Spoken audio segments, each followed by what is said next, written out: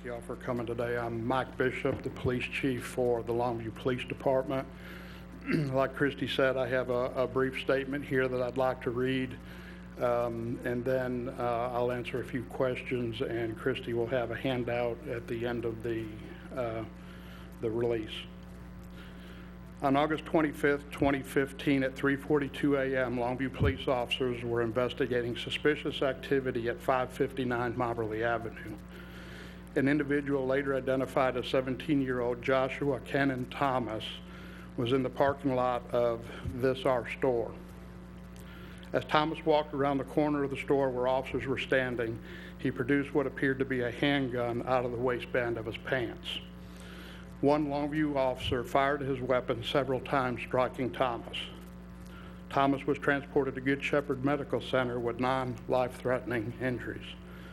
As in all officer-involved shootings that involve Longview police officers, the Texas Rangers were contacted to conduct the investigation to ensure that our agency remains transparent throughout the investigative process.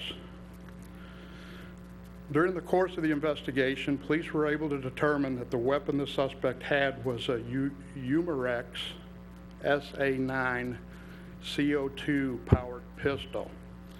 The CO2 pistol very closely resembles a semi-automatic handgun. The investigation of the shooting has now been turned over to the Texas Rangers, and they will conduct the investigation to completion. While the Texas Rangers conduct their investigation, the Longview Police Department's Internal Affairs Office will be performing their own internal investigation to ensure that all Longview Police Department policies and procedures were followed. Once the investigation is completed by the Texas Rangers, it will be sent to the Gregg County District Attorney's Office for review and presentation to a Gregg County grand jury.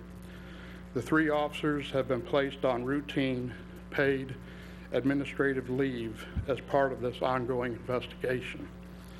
As the investigation continues, more factual details, including the names of the police officers involved, will be released. And at this time, I'd just like to remind everybody that this is an ongoing investigation right now. There are some things that I'm not aware of, but I'll try to answer the questions that you have the best that I can. One of the things that you talked about quite a bit in the first few weeks of you being nominated and assuming the role of chief is community relationships. At least one person at the scene was talking about they question relationship of trust between the community and police. How do you deal with that this early in this investigation?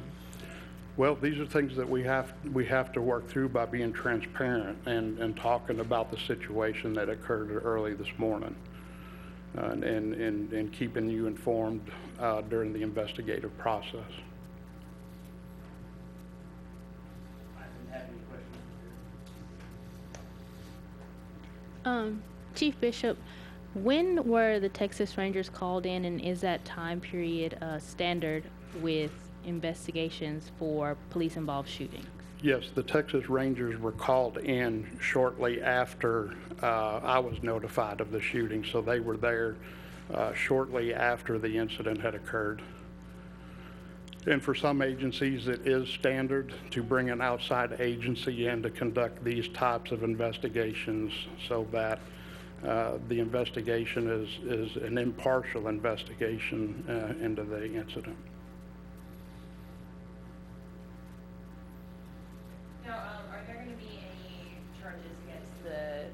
When he is out of the hospital? That will have to be determined by the Texas Rangers. They still have several interviews that need to be conducted as a part of this investigation, so they'll make that determination once they have had the opportunity to interview everybody that was involved in the situation or somehow played a part in it. When the officers approached the situation, at what point did the suspect reach for his gun? I'm going to have to wait on that because the ranger that's conducting the investigation has not had the opportunity to get the statements from the officers that were involved. So I can't answer that.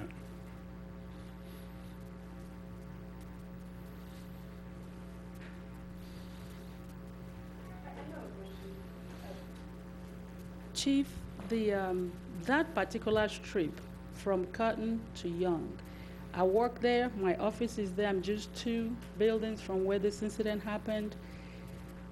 Just a few weeks ago, the doctor's office was broken into.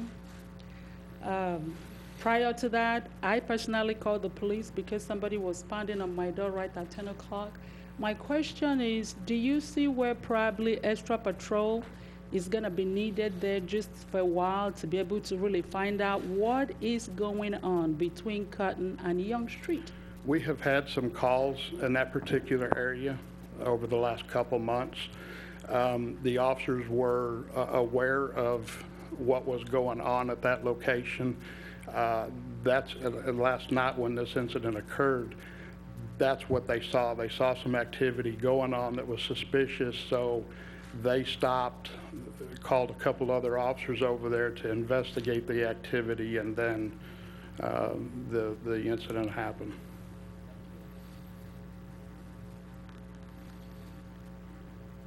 Okay. Okay. Thank you.